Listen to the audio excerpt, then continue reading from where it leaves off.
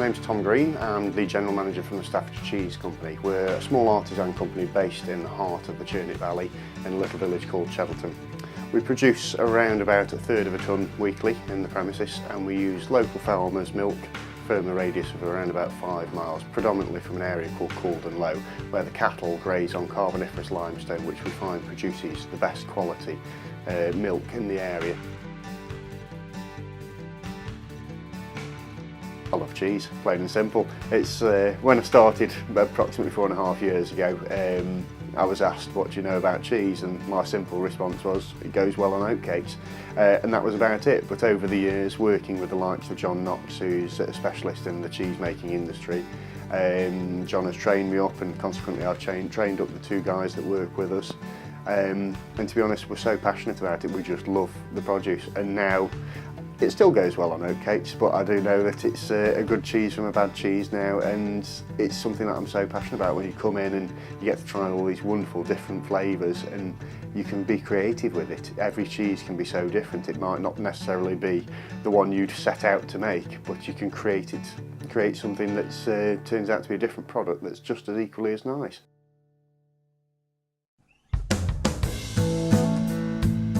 From this milk we create a range of cheeses. We have 11 in total. The one that we've been producing today is one called Buxton Blue, which is a deep russet coloured cheese with a mild blue vein running through it. It gives a lovely creamy buttery texture to the finish of it, and it has a wonderful tang as well.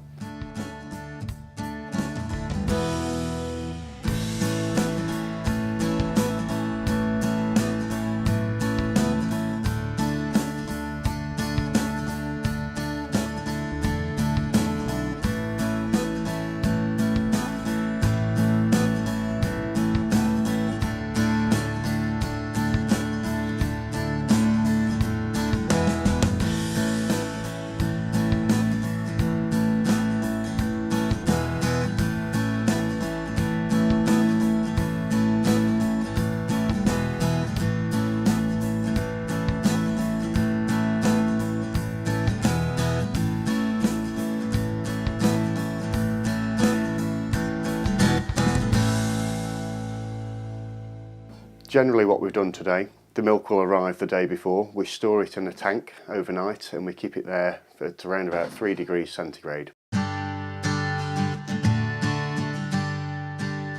And the following morning we take acidity measurements of it, check to see what the readings are, and then we start the pasteurisation process. We heat the milk up to 74 degrees centigrade, and we hold it there for 16 seconds to make sure that we kill all the pathogens and the bugs that may be within the milk. Once it's been held for 16 seconds, it then passes against the cool milk, which cools it back down through a heat exchange to approximately 16 degrees. We then introduce it to our cheese vat. At this stage we add the bacterias and the cultures to create the acid and the blue mould and the gas, all the elements that are required to make the cheese turn blue. Towards the end of the pasteurisation process, we add something called a netto, which is an extract from a tropical plant predominantly found in the Amazon rainforest. This is a deep bright orange colour. If you get it on your fingers, it will literally stain your fingers for days afterwards. But when you put it into the milk, just a small quantity of it, it gives this wonderful bright orange appearance to the cheese. After the cultures have been working away for approximately an hour to an hour and a half, we again are checking the acidity levels just to make sure the cultures are working and that they're doing the job.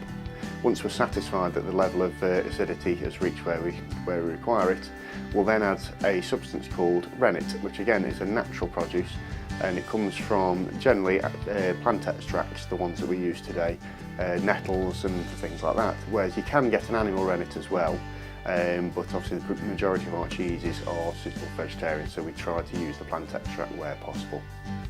The rennet works over a period of 45 minutes to 1 hour, and it will coagulate the milk, taking it from a liquid into a solid. After approximately 45 minutes, we then cut the curds and whey to separate the two out, so you're left with both the liquid and the solid form. Various processes take place over the next hour, including heating the curds and whey up to again produce more acidity from it, as well as vigorous stirring to firm the curds up. You end up with a small shotty frozen pea-like particle. This is then dropped into the curd tray, and we separate the curd from the whey.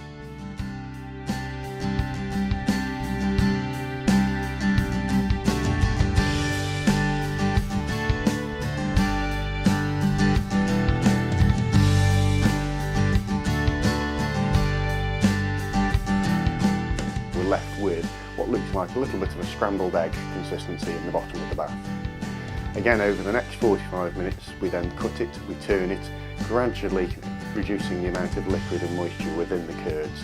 So we're then left with a relatively dry curd at the end of the process. This then goes through a finger mill or a peg mill, which shreds the curds down into a small popcorn-shaped piece. And at this time we actually mix salt into it as well, which is the preserving agent for the cheese. Once we've milled and salted, we then leave it for 30 minutes to dwell to allow the final bits of moisture to escape before we then press them by hand into muslin cloth lined tins.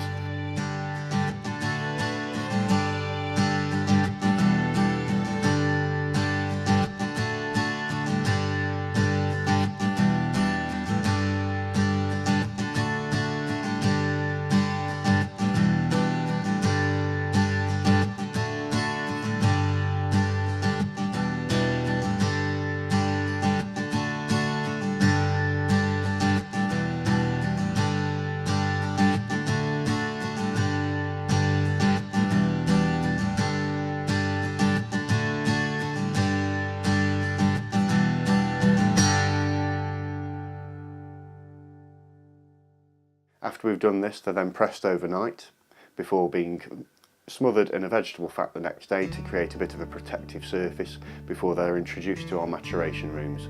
And depending on which cheese we're producing, the temperatures and the humidities vary, and the amount of times that we pierce the cheese as well, allowing air in to allow the blue mould to breathe, varies from cheese to cheese. But what we are left with is a beautiful, soft, creamy, buttery blue cheese at the end of the whole process, which hopefully we'll be able to try later on today.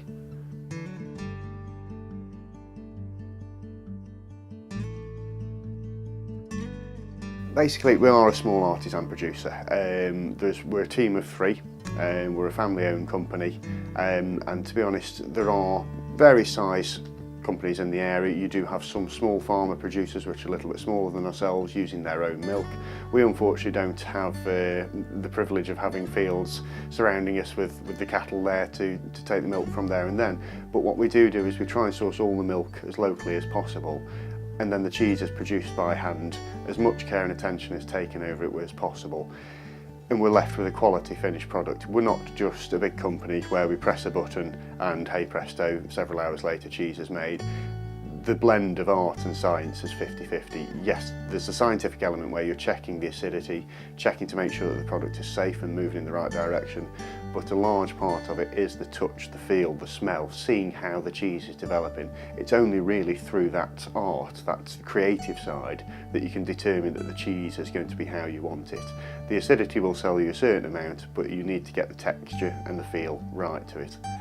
We feel this is something that maybe a lot of other big companies, when you buy the cheese off the supermarket shelves, you can pretty much guarantee that it's not seen somebody's love, care and attention that's gone into it, whereas the 3 of us here at Staffordshire Cheese Company, we're very passionate about it. We love it. We love doing the markets afterwards and selling the produce direct to the customers, and getting the reaction from the customer is incredible. It's a great feeling. It's a job satisfaction at its best.